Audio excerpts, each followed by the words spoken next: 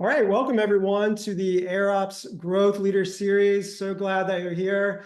If everyone could do me a favor, if this is your first webinar with us, just put a rocket into the chat. Let us know that you're here. And if this is your second or third or fourth or fifth, put a star in the chat. That way we know that you're already creating winning content with AirOps. But really glad to have Will and Alisa here from Seer Interactive. And we're going to be talking about explaining search changes to your team, your leadership team, maybe even other members on your team. So great to have them here with us today. Thanks for having us. Yeah, for sure. Oh, I didn't even mention my name. I'm Josh. I do content with AirOps. Owen is here as well. But Will, why don't you go ahead and just maybe give us a little background on yourself, and then Alisa, go right after that. Sure. I'm Will Reynolds, founder of Seer Interactive, VP of Innovation. Luckily, I work with people like Alisa, so I'm a team of one. I pretty much just try to figure out where is this industry going, and then collaborate with people like Alisa to help us and our clients to get to that state. So yeah, that's it. Looking forward to having the chat today. Awesome. And my name's Alisa Shar. I'm the VP of SEO and AI at Seer. I've been with Seer for going on 13 years now. I'll tell just a very quick story. So in July of 2023, I got back from maternity leave and I reached out to Will to, share baby pictures and catch up with him. And he was like, everything about SEO has changed. We need to talk now.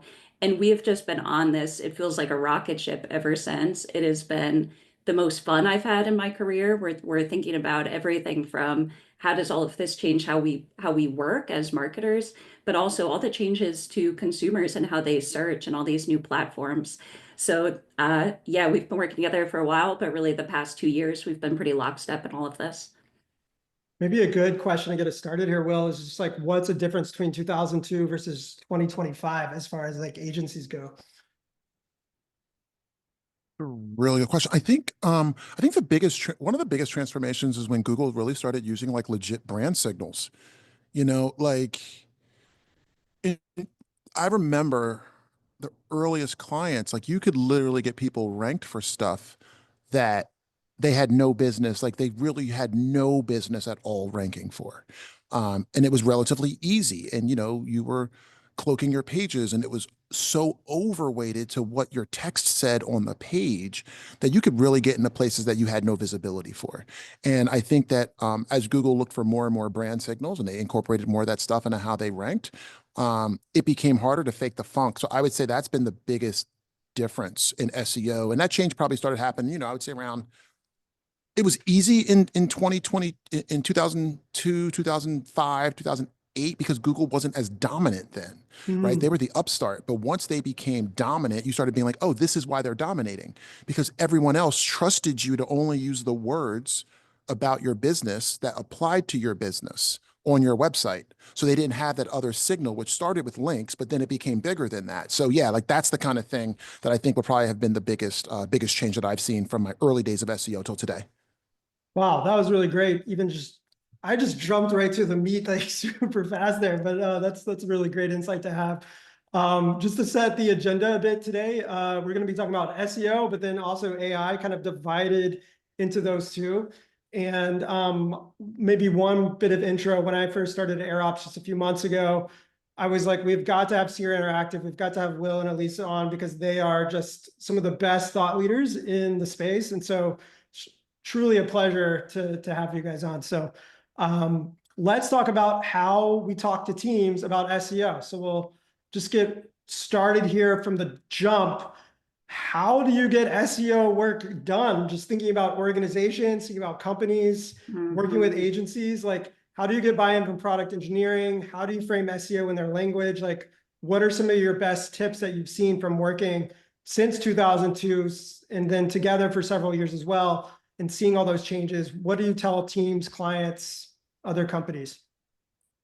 I mean, I'll jump into this first, Will. I think it starts with the expectations for the team. And at Seer, we have always indexed more heavily on hiring strong consultants.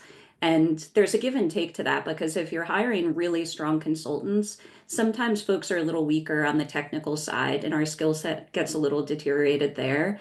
But if you're hiring good consultants, they can connect the dots between what matters to anybody in the room.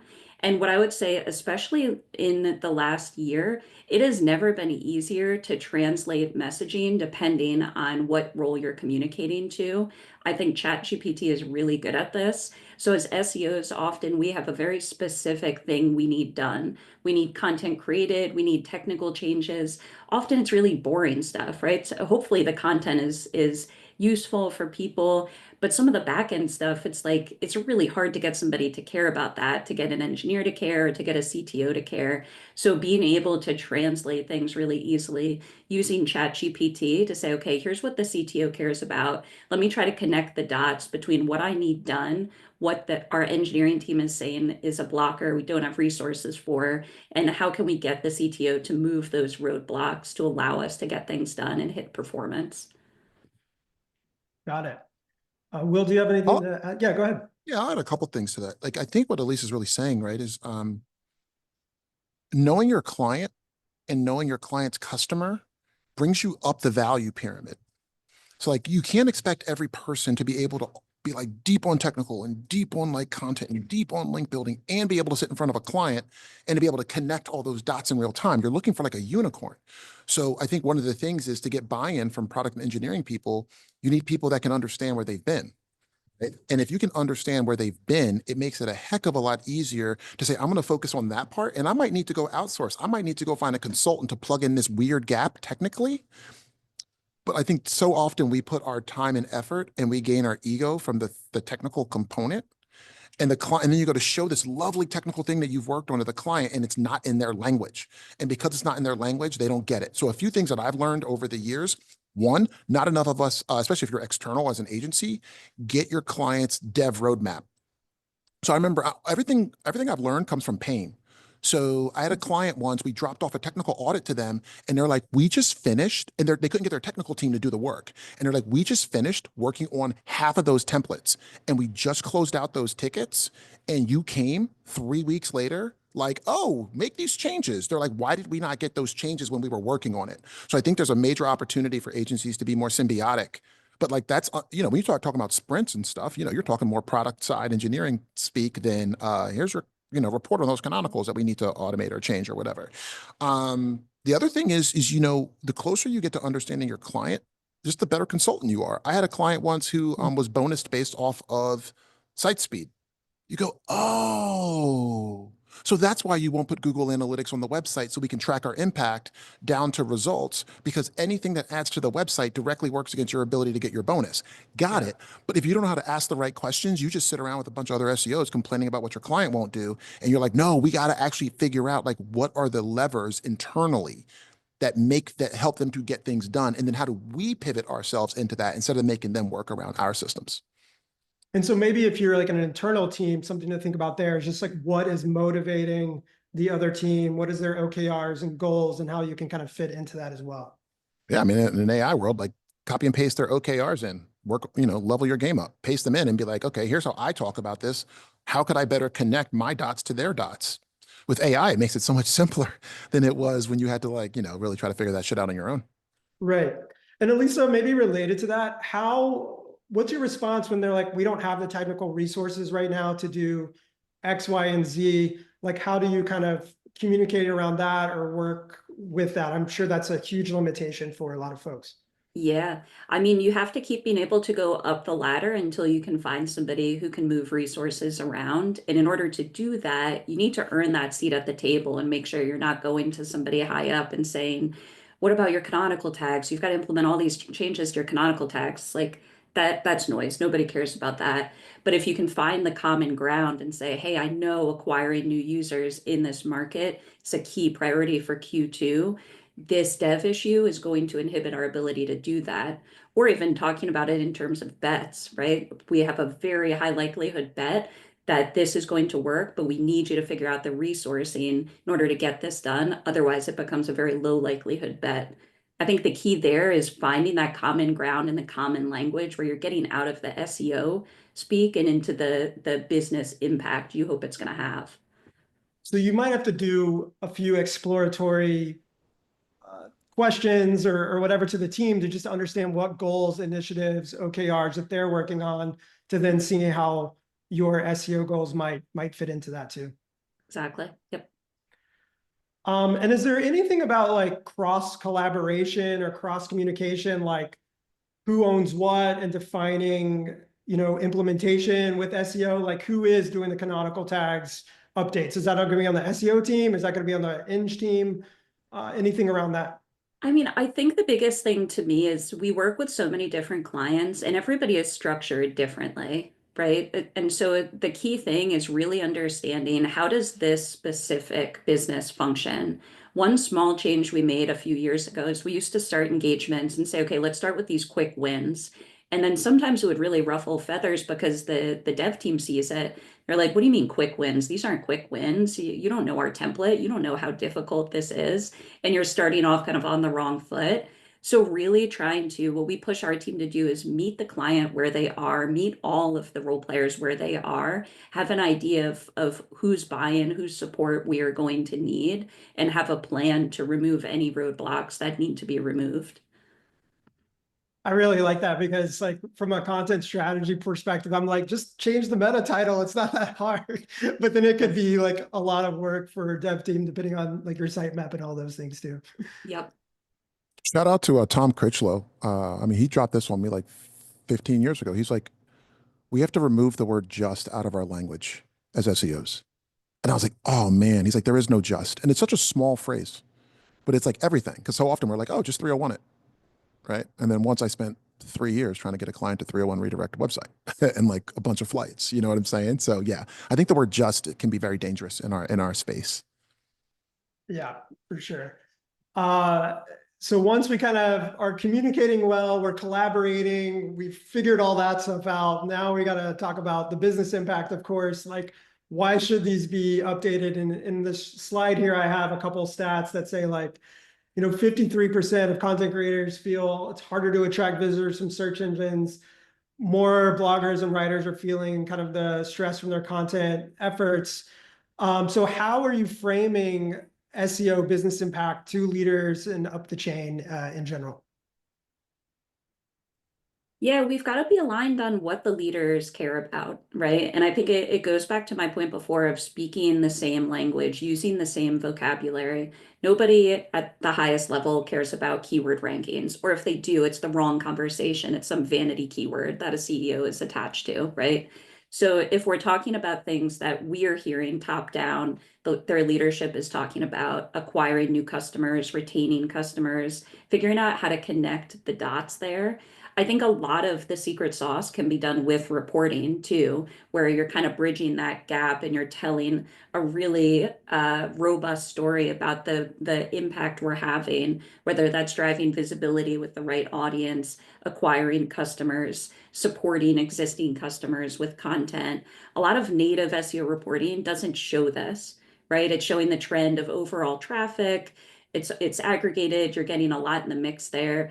I think realistically, SEO probably aligns more to brand marketing than performance marketing, but we're always so in the weeds with performance marketing and trying to tell that story that sometimes there's that disconnect. And once you've lost that level of trust with an exec team, I mean, think about how busy executives are. They hear something from an SEO agency that makes their spidey senses go off. It's like, all right, I'm going to get my answers from somebody else now. So you have a very limited window to make sure that whatever you are communicating is in their language and is something that is going to offer value to them. And I think I saw this somewhere from on Seer, but there's this dichotomy between like storytelling versus like data dumps, like in your reporting. Mhm. Could you maybe like chat a little bit about what that is as Yes. well? Yeah, and I'll give a shout out here to Larry Waddell, who for years and years he was our COO, and he came in with very little digital marketing experience, but just business school king and somebody who really understood how to weave stories together. So it starts with basic principles, right? So what about the what, so what, now what framework? You have to be able to make it easy for your team to tell these stories in a compelling way. The message can't just come directly from Will and have it be like, everybody, you need to create reports that executives really are going to be able to resonate with and understand our impact. What does a team of 50 people do with that, right? Maybe 50 different directions, maybe a handful of people get it, a lot of people don't. But if you can bridge the gap there with these frameworks, and again, the what, so what, now what framework works really well for a traditional story, but there's others you can use as well. This is where AI is such a cheat code that I wish I had it earlier in my career. I mean, you don't need an MBA, right? Because you can say, all right, give me the top frameworks to use to tell these stories, and then you can kind of sort through it in that way. But yeah, that's what I would say is a big step of how we've done it at Seer. I definitely wrote that down on my little notepad here, the what, so what, and now what. I mean, I think Yep. that's a really great framework to move forward with. There was one question just to hop in that Monica put in the Q&A section, which Alisa, you actually spoke to a lot of it. So maybe you were just looking at the 8 ball, but her question related to what are the questions you love to hear or conversations you strive to have with the C-suite, particularly in the new world of AI? Yeah, yeah. I mean, where I try to go right now in this world of AI, plus given everything happening in the economy, there's a lot of fear, there's a lot of doubt, there's a lot of uncertainty. And this world of AI means different things to different people, right? There's that some people are so hyper focused on the changes to how users are searching. Some people are really hyper focused on, hey, I feel like my team's not doing enough. They're not using AI enough. So the very first thing is getting a good understanding of where this specific person, this specific executive is sitting, what is on their mind, what are their big concerns, just to make sure that you're speaking the same language. And then trying to align the work you are doing wherever there's those dots to connect, aligning the work we are doing to what they care about, to what they are reporting to their board. What we've started asking clients is literally what questions are you worried about getting from your board? What's giving you anxiety that you feel like you don't have a good answer for? And you can substitute board for C-suite or your boss's boss, whatever the model is. But a big thing, I think, is not going into it assuming, oh, I've got the silver bullet answer for this. I spend all day talking about AI and SEO, so I know exactly how to answer this. You really have to do that diligence to understand exactly what those concerns are. And then I think it just lends itself to telling the story, right? Once you know exactly what the person is looking to understand. Yeah, that's really great. And go ahead, Will. Were you going to I say was going to say something? another thing on that, Elisa. I think that if I were on this call today, and one of the things I would kind of drop to people is how many of you have the report that your boss sends to their boss? How many of you have actually seen it? And then how many of you have seen the boss that their bosses sends to their boss? Because what happens is you start to understand the distance between how you report your impact and the amount of workload you're putting on your point of contact to go from this language to the language that their boss needs to see. The other thing is when you start to understand how people's bosses look at the business, you understand the framework by which to frame your work. So like, for instance, if they're real big on media spend, then make your SEO data sound like media spend. An impression's worth something. You guys have billboards. Mm-hmm. So you take a real world thing they can see and relate to.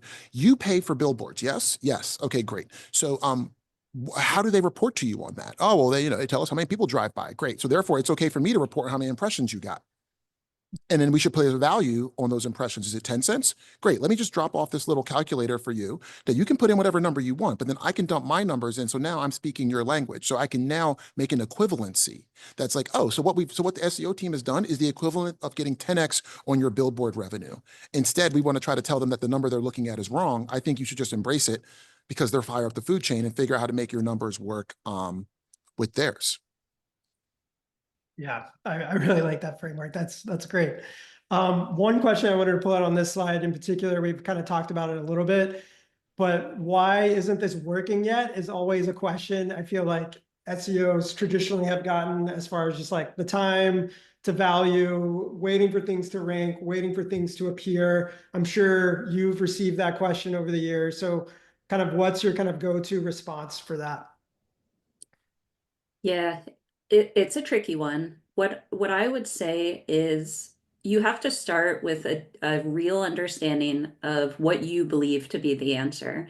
And honestly, 9 times out of 10 with SEO, at least in my experience, it's some level of implementation that hasn't happened yet. Like, well, we updated all the content like you asked us to. Why isn't this working? Well, you updated the metadata. You didn't actually make these changes to the copy on the page, and so it's always a dangerous game of not wanting to get too deep in the weeds and totally lose your audience.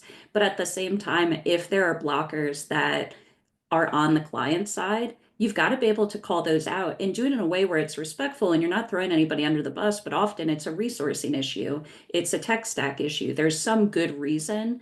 And really, that's the role of a really good executive is to identify what are the roadblocks, what are the ones that are really inhibiting success, and how do I get those out of the way? And on the flip side, if the issue is with our strategy or something we control, we've got to own that too. That's how you build trust, right? If you say, yeah, you actually did update all of this content, a key part of all of this, and something Will has been always really bullish on, is having a hypothesis, not just saying, let's go through the list and check box and do everything we're supposed to do. But instead, okay, if you're going to update 20 pieces of content, here's my hypothesis. I think we're going to rank better for these keywords. I think it's going to get us more traffic. I think it's going to get us more conversions.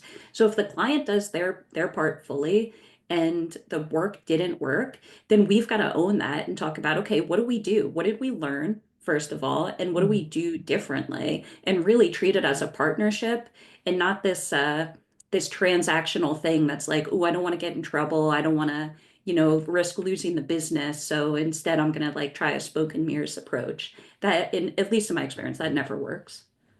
A few, a few things on that. God, it's so funny, Alisa. Some of this stuff is like so old school and like the stories that I'm just like, right. So Alisa was here when one of our top search people now works on our data engineering side, Ethan. Ethan had a client where we just weren't getting results. And this was probably like 12, 15 years ago, or no, it's probably 12, it's 10, 12 years ago.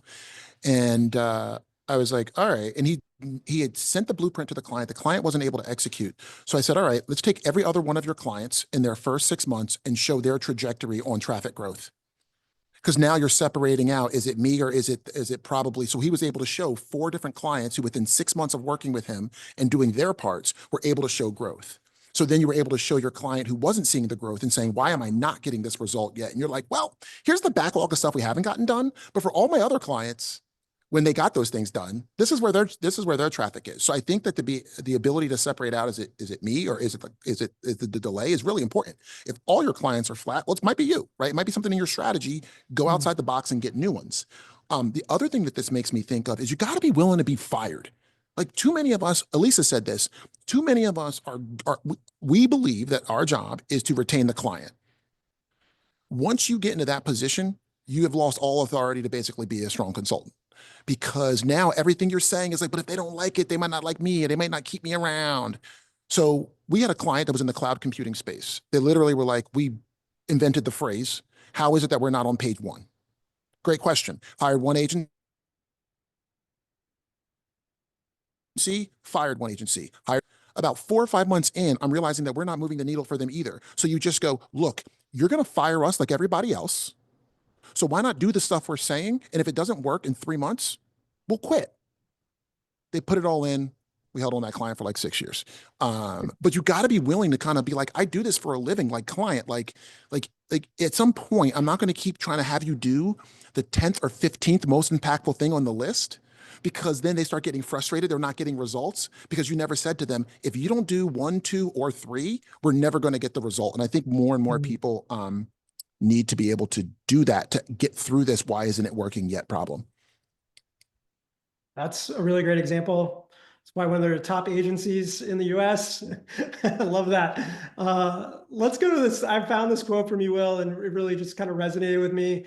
And we've touched on some of this here, but how do you prove success with SEO and avoid the sea of sameness? As you've kind of quoted, everyone Google Seer Interactive and sea of sameness, give some brand impressions to Seer Interactive there.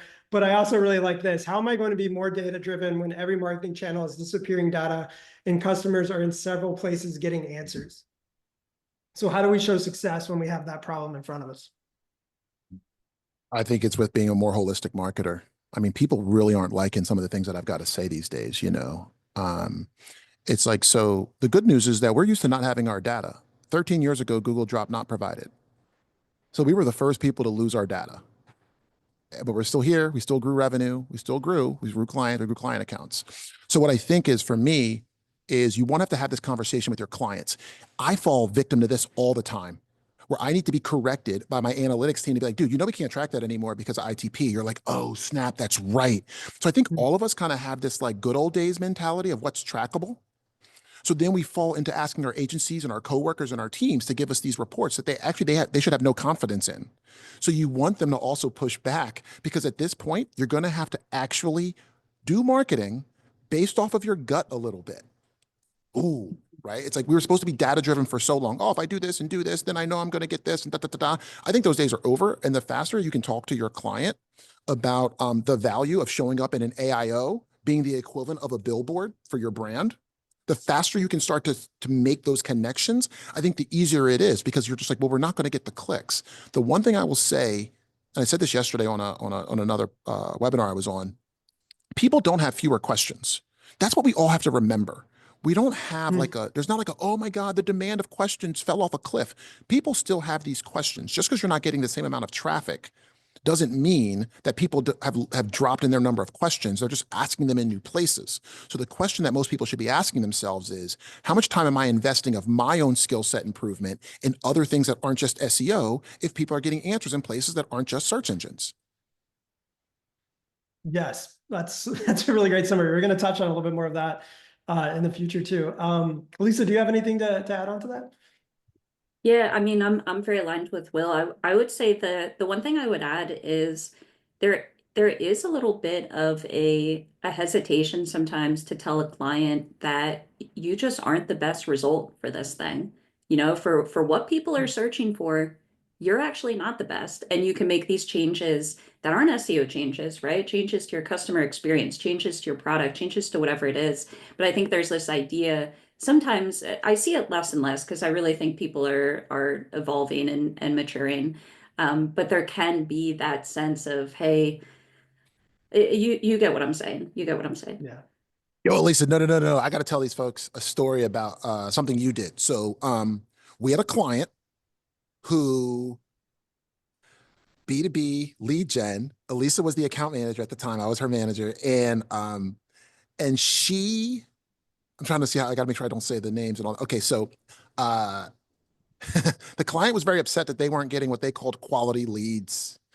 And what Alisa did, this is what I mean. When you break out of some normal things that a normal SEO's toolbox would be, she then went, I think, and clicked on all the results that were above the client and made phone calls and filled out the lead forms for all their competitors. And she timed how long is it going to take for them to get back to me. And she found out that the client's problem wasn't that our leads were bad and low quality. It's that they were the last people to give us a call back. So again, when the executive or the CMO, they don't give a shit about any rankings. They care about MQLs, SQLs,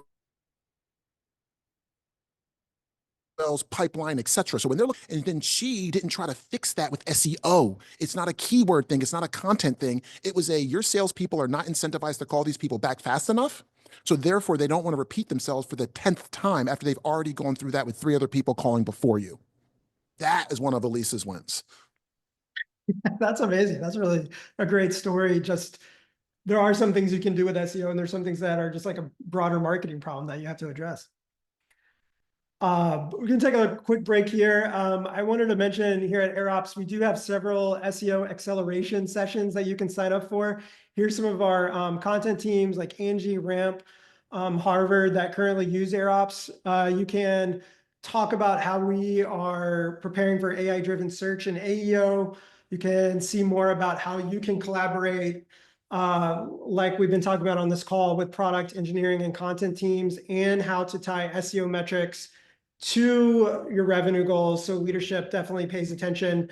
So you can scan the QR code here on the right.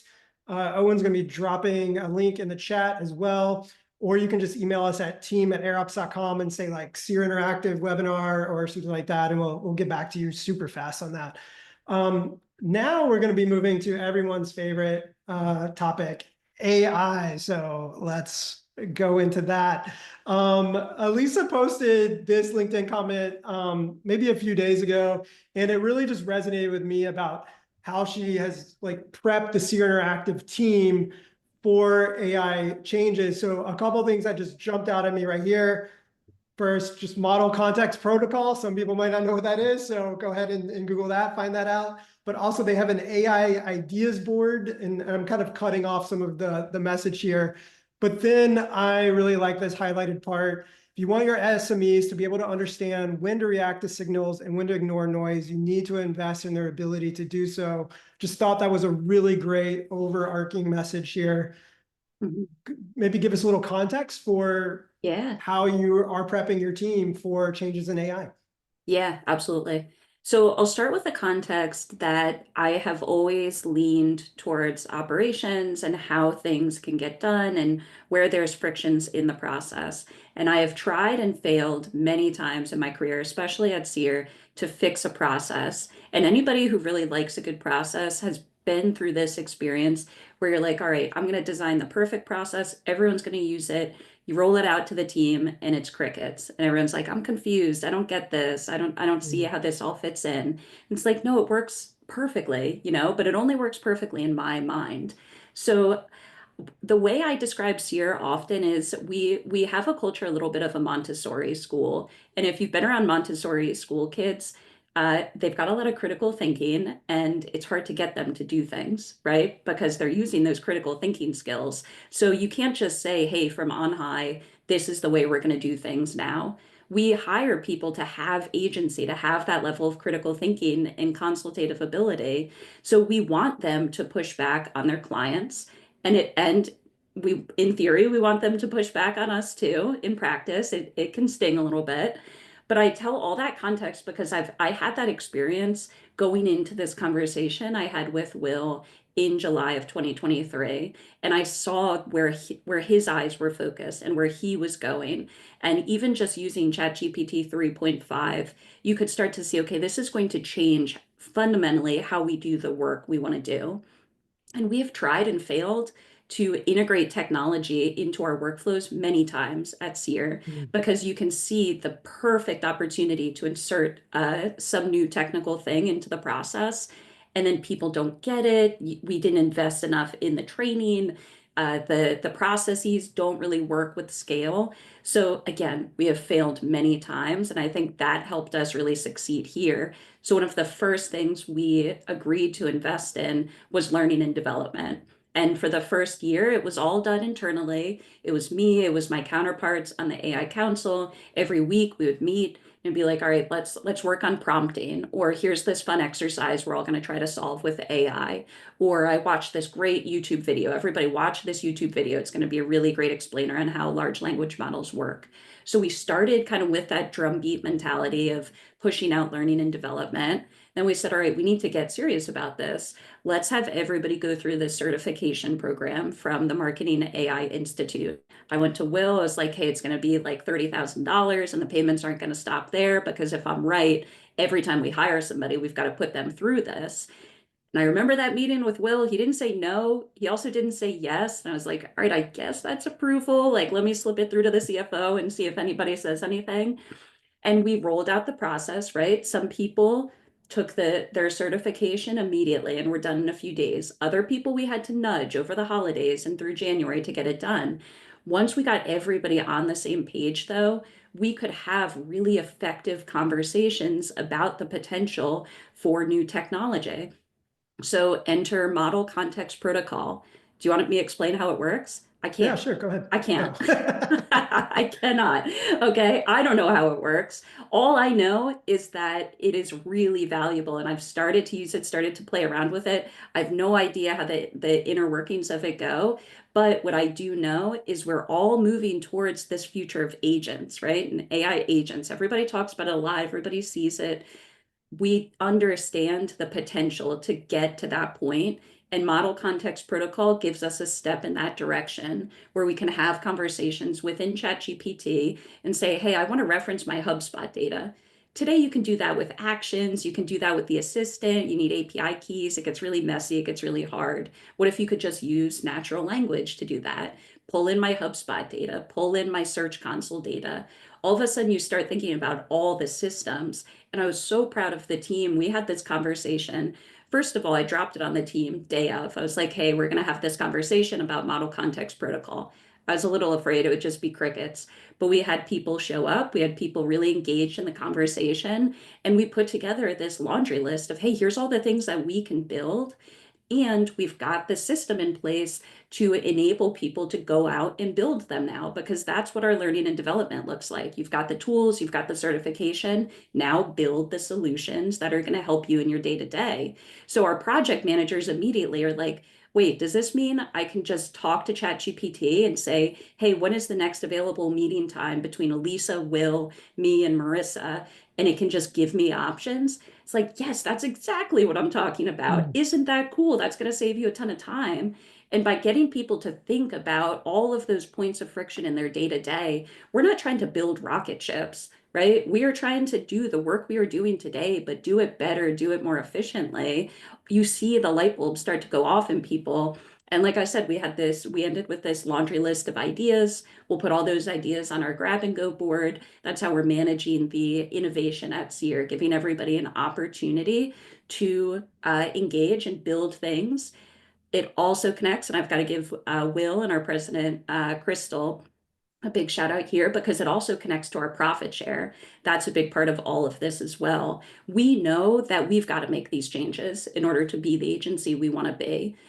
I don't necessarily expect all 200 people at Seer to be as motivated by that as I am. So connecting it back to their wallets as well and saying, hey, if you want a bigger share of our profit share, here's how you do it. You live into the expectations and the vision we're trying to move towards, and we can reward that with our profit share. I really love this example because I mean, like Will said, you started in 2002. There's probably some like legacy systems and even legacy ways of thinking that you've kind of had to like grow and change. Here at AirOps, we're like fairly new company, AI first, so that isn't as much in our DNA, but I just love that transition that so many companies, really what I'm hearing, have all of these legacy systems that they need to like kind of move and rethink for this kind of new environment.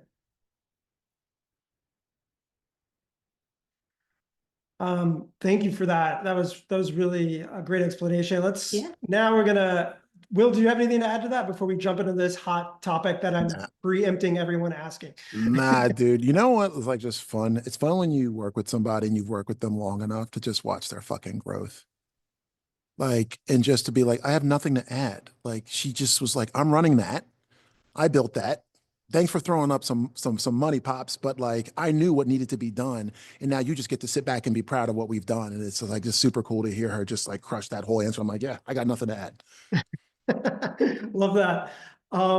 I know everyone in the chat was about to ask this question on our screen, so that's why I went ahead and put it in here.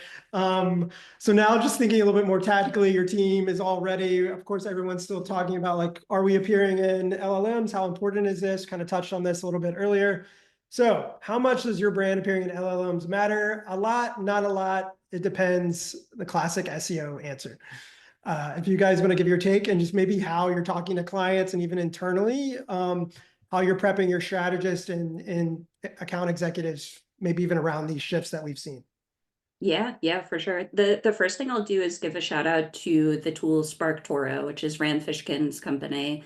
It's a really, really good tool and a really good tangible way to help answer this question of how much does this matter? Because it's different for every audience. I think we can all agree this is where the future is going, right? Like as audiences continue to use this technology, they're going to use it more. Traditional search is going to evolve into AI search over the next few years. I don't think Google goes anywhere, but I think it becomes more and more AI enabled. But the question for marketers now is, okay, well, today is April 9th, 2025. What do I need to do in April? What do I need to do in Q2? What do I need to do in 2025? Do I need to shift resources? I've got a team of maybe 10, 15 people working on organic search. Do some of them need to be fully dedicated to this? These are the questions we want to help them answer. So back to SparkToro, what that tool can do is say, okay, for this specific audience, for users who are going to airops.com or seerinteractive.com, are they more or less likely to be using tools like ChatGPT, Perplexity, Claude? And so for every conversation, we start by pulling this data. And sometimes it's like, well, that's our marketing site. We'll get more information. We'll get better data for this other domain, or can we look at a keyword level? Fine, yeah, but let's start the conversation with data, with an understanding of how much your audience is using these platforms today. And that's going to help us advise on what level of urgency you have to have. I don't think there's any brand that is safe to fully ignore LLM search today, but I think there are brands, and we talk to brands sometimes that are like, hey, it's great that you're thinking about this. I honestly think you're a little bit early on it. So what I would do is track and benchmark it, but still try to get to your audience on Google, because that's where they predominantly are living today. I really like that because it is so audience and user dependent. If you're marketing to developers, that's way different than marketing to consumers in like a whole different way. If you're selling vacuum cleaners, you're probably not selling as much off of ChatGPT as a dev tool or something like that. Will, go ahead. Yeah, no, I think so. This is another one of those areas where like hopefully people start to get a little bit of like a view into like how we're kind of structured, because this is like almost 100% of my focus, because I'm in the innovation group. Like I'm working solo, so I can blow my time on what that looks like, right? Alisa's got to run a team that's got to meet the clients where they're at today, right? My job is to look over the transom 3-4 years from now and be like, I need to make sure we're ready for that, and that we're sending the right signals to the marketplace that we're ready today. If you want to go, we're ready to go. Like we got my tests. You want to see my tests? I can show you all of them. I can show you what worked. I can show you what didn't work. I'm ready. But for Alisa to do that and take her eye off the ball with like, how do we make the team work with this? So I think what's, for us at least, this ability for us to bifurcate, like me and Alisa get together on the innovation stuff I'm working on. And then Alisa then's like, most of that I don't need yet. For certain clients I do. And then she's like, okay, but I know my client roster and kind of what would help who where. So I think that's a really important thing, because I'm seeing so many people being like, well, you're putting so much stuff out there. I'm like, yes. The reason why I'm able to do that is because I have a really strong freaking team, because I don't do anything here anymore. I'm a damn influencer pretty much. Like Crystal runs the business. I've got a bunch of great executives. So that's why I'm able to do this research to prepare us for the future, because I'm not good at any of the things that they run anymore because the business got too big, right? So it needed a different skill set than what I could offer. So for me, it's 100% of my job almost is, what does that look like? And I will tell you, it's just been really fun to play with. So I'll share with you the test that I'm working on for myself. And this is one of these really interesting things. And I publish everything publicly, so some of you may have already seen it, but on YouTube, I was like, yo, look at all this low quality spam shit that agencies are doing, where they're listing out top 10 SEO agencies on their website. They're doing basically reciprocal linking with mentions, and they're all doing it with each other. So then they're flooding the zone for the LLMs. And now they're just mentioning each other every time you say, I'm looking for an SEO agency, when you have web search enabled. So now what you have is you've got reciprocal mention spam. It's working. My job and Alisa's job and our team's job is to say, hey, client, if you want to show up in LLMs tomorrow, we know how to do it. I wasn't built for that work. I'm not going to do it. So therefore, go find those companies, because you already know what they're doing. Here's the list. But how many of you as a company, I work with real companies with real brands. Good luck telling freaking, let's just say it's Amazon. You know what we're going to do? We're going to create the top 10 cloud hosting companies, and you're going to list out all your competitors along with you, but you're going to be number one. Like, it's that concept of like, man, is that really how you want to go to market? So of course not. So what we're doing is we're testing things where we go up market.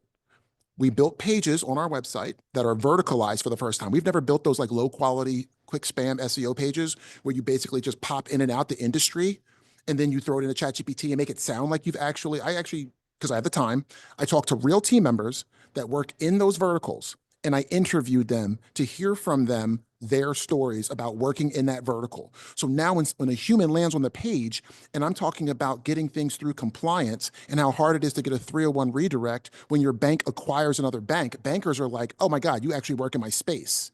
Mhm. So I needed the stories from the team. What I'm also hoping is that the LLMs are good enough to where over time they are able to understand that if you're doing bank marketing, the word compliance should be the kind of thing you're talking about. If you don't understand how to get things through compliance, you don't know dick about fucking about bank marketing, right? But and then my bet is that over time, that swapping words in and out and reciprocal comment exchanging won't work. So I'm not making the bet on that. I'm making the bet on how real marketers make real decisions about real companies. The other thing that I think is so important, at least as an agency, so anybody here that's on an agency, we put our stuff in a Spark Tool. We go, oh my God, people that want our services are on ChatGPT like crazy, bro.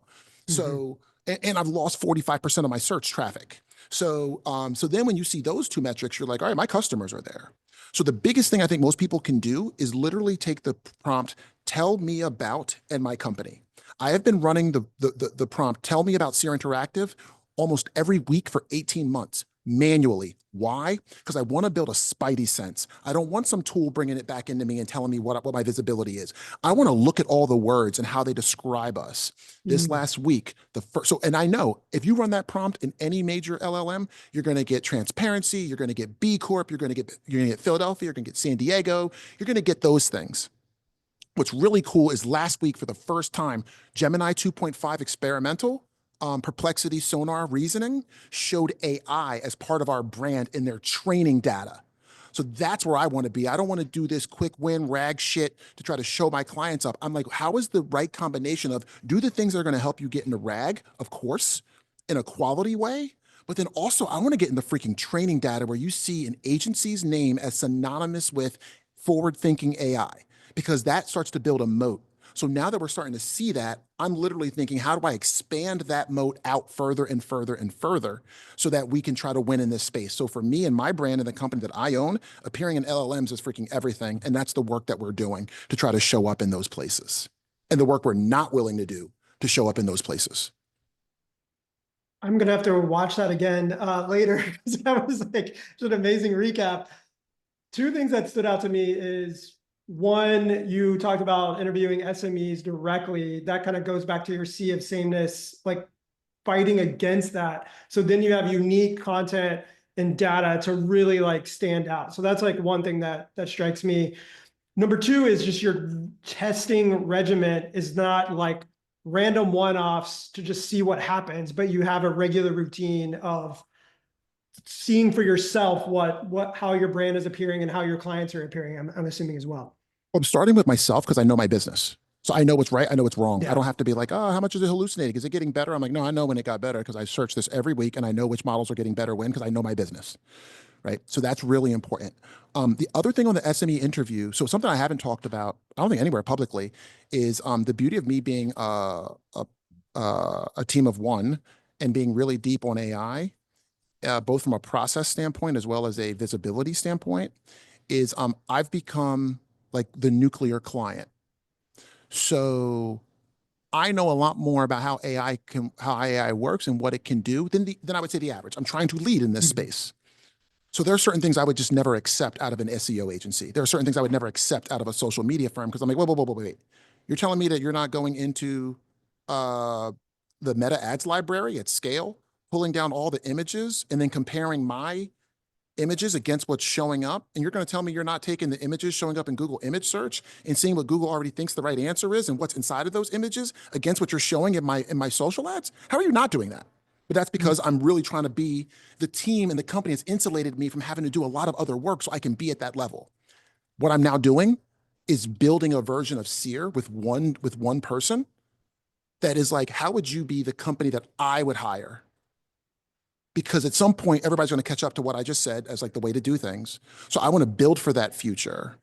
And that is one of the big things that I'm working on right now is, what does this tech stack look like? So all this SME interview stuff, we hired a guy that basically ran all of my old, he automatically scraped all of my old posts, brought them into something he built in like Replit or something. And then he went out and started asking for thought leaders who would disagree, thought leaders who would agree. He went out to Deloitte and other places and said, where is there data that proves Will's wrong? Where is there data that proves Will's right? He then put all that into a series of questions, automatically emailed them to me. I just voiced back all the answers to him. All the voicemails of that I sent back to him were then turned into content. He went and pushed out an updated piece of content, right? That's how we're updating our Sea of Sameness post. Because it's like a year old now. So therefore it's like, well, what's changed in the last year? We have that stack built for me. The average client's not ready for that, right? Right. But I got that right now. So now I'm walking my dog or my kids or hanging out at a soccer practice, and I'm literally pumping out the content that's going to take an old piece of content that's not about semantic relevancy. It's now about what's in my head and what I know about this specific space and what I'm seeing, and turning that into content that I think people will want to read and share. And now we got the data and the proof behind how well that works, because we 12x'd our LinkedIn following in like 14 months. And it's like, right, because we're putting out stuff that humans actually are reading and going, that's better than what I would have gotten had I asked this question in freaking ChatGPT. I really love that workflow of taking your original thoughts, your data, all of your your thoughts and posts, finding ways to optimize that and like use that. That's really, really incredible. I mean, my exec assistant sitting next to me, Neil, who helps set up all of our time together, she scrapes in everything that I've ever posted internally into a Ask Will GPT. Like, that's what it feels like when an agency is like that deep in AI, is like, I won't accept working with an EA who's like, oh, well, I'm copying and pasting. I'm like, no. I'd rather teach you and have you learn the classes and all that stuff to build out a custom GPT, so anybody in the company can be like, yo, here's my point of view on this topic. What might Will think based on every video he's ever sent internally for the last 2 years? Like, that's where, that's what it feels like when you're trying to turn a company into being AI native, is you've got to have like you got to have a bar at which is just unacceptable to work a certain way, right? Sure. And I am like nuclear client one. So therefore people are like, well, Will, most clients, if I was every client in the company, everybody would quit, right? So I understand that. But what I'm building for is what works, what doesn't work. So then I can pass it to my team members like Alisa and pass it over to her and be like, all right, this has been working great for us. How would you make that work? And then I can go back to whatever I need to do. And then she's like, yeah, well, get out of here when it comes to trying to get this stuff working. Here's how I think it could be better. And then here's how we kind of whittle it in and bring it in to work for our clients in today's state, not in the 5 years from now state. Yeah, exactly. Alisa, would you want to chat a little bit about what we see here, the traffic impact report? Yeah, I think this is a good way to illustrate a lot of what Will's saying. I can share the report if that's cool. I can share the screen. Go for it. Yeah, we're running a little close on time, but could they Google it, or what were you gonna? We'll share it out. That's Okay, I'll post the link. Yeah. Okay, we'll drop the link. What the report does, you can see a little screenshot of it here. What the report does is, this is what we're talking about, I think, in the earlier section as well, telling a story and making it really easy for the viewer of the report to understand what is happening. So by grouping all of our organic search traffic together, our generative AI traffic together, so everything we're getting from ChatGPT, Claude, Perplexity, and Gemini, and then looking at our organic social aggregated together, what we can see is what is the content that is working really well for search engines? What is the content that has gotten really good reception on social, where people are engaging with it and sharing with it? And that gives us an idea of where to focus. The middle section being Gen AI, to me, if I'm working with a brand and trying to figure out what threads do I want to pull on to try to test, this is a really good way, a really good starting point for me to say, okay, we've got this post that does really well on organic search. It's not doing well on organic social. I don't know if this is the one to test. I don't know if this is really a good quality post that people are going to latch onto and be really happy about if they land on. But we've got this other one, our Google Deep Research versus OpenAI Deep Research. We did a comprehensive guide on that. That got really good action on search and generative AI. So how do we push that out more to our LinkedIn audience? It's just about looking at the same data, but kind of combining it in different ways to be able to demystify the conversation. I think I played around with this a little bit the other day. It's a really great tool for everyone who's using Looker for sure. Nice. And then I did want to mention this quickly. I don't think we have a lot of time here. It's very worth Googling this. I really like this from your team about like, how do you see what is powering well, go ahead. Yeah. What is the flip framework? Yeah, absolutely. Yeah, the flip framework. So this is kind of a brainchild of many of us at Seer, but I think the overall thesis here is that we are trying to rewrite a playbook for AI search, right? We have all been using a playbook that works really well for SEO for years and years. That playbook is quickly becoming redundant, outdated, I should say, and we need to rewrite it. And so we start with an understanding of what are the systems in place? What can we understand about these different systems and how they work? So something that has really fascinated us is at what moments when you are chatting with ChatGPT, does it think to just use its training data, whatever it was trained on, to answer the query, or go to the internet and pull in live data to answer the query? Understanding that is a really key part of how you optimize. Because if you're trying to optimize and test things that have no chance of being picked up by large language models, you're not going to find success, right? So the flip framework is our hypothesis on here's when ChatGPT is triggering Search GPT and looking for live web pages. If something requires freshness to the extent of, what are the best new alternatives to penicillin in 2025, for example. Something with local intent, we are seeing trigger Search GPT. So very specific questions about locations. Something that is very, very in-depth, you're adding in a vertical, a role, levels of detail that probably there's no training data to speak to. And then personalization, really explaining here's who I am, here's what I am looking for, and opening the query up that way. So there's a lot here. Definitely take a look at our site, sign up for our newsletter if you can, because we're constantly doing more research, putting more out there. But it's a really fun time for people who want to experiment because there's so many different threads to be able to pull on. Yeah, I've bookmarked this chart and some of your other resources that you've done. It's really helpful to like go back, refer to really understand how you need to structure your content kind of in this new world. Love seeing what Seer's up to. Your blog is my top resource these days, says Liz. That's a really great, Love that. really great note. Any like kind of maybe a recap or just a repeat anything that you may have mentioned a little bit earlier, your final piece of advice for anyone kind of struggling with buy-in around any of these topics? Maybe a quick 30 seconds. Yeah, I would say use ChatGPT. AI literacy is the first step, right? ChatGPT is such a good cheat code. You got to know how to use it. You got to know how to spot the hallucinations and understand how to prompt it effectively. But once you do, this is the ultimate cheat code to being able to have a compelling idea and translate it, no matter if you're talking to the CEO, the CMO, a CTO, or the day-to-day developer who has to implement the stuff. That's my advice. Love that. He's right. I mean, we have ChatGPT now. So if you're not getting buy-in, take all those recordings, all those calls that are just sitting somewhere collecting dust, put them in and ask ChatGPT why it thinks that these people might not be getting done. What kind of questions might I be able to ask that could help me understand what's the root cause? Like, just use the AI. It's like there for you, It's better than whatever I would probably answer. That's really great. Kind of ending here, one thing I did want to talk about a little bit is Descript is one of our AirOps customers. They just did a huge content refresh using AI workflows to update their content, including a 35% increase in organic visits. If you're interested in getting some more results about that, feel free to Google AirOps Descript, get my brand impressions up for the quarter. Would love that. And then you can see how you can maybe get similar results to that.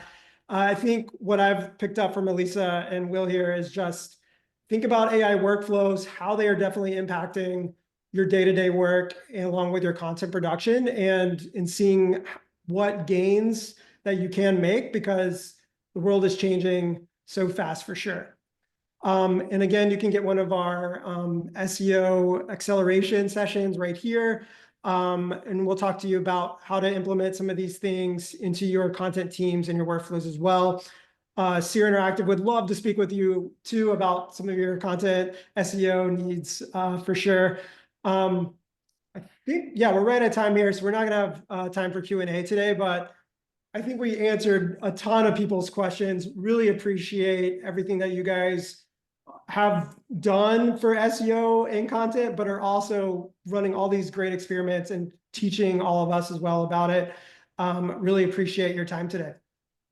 Yeah, thank you very much for the invite. Had a Thanks blast. for having us. Yeah, for sure. Have a good afternoon.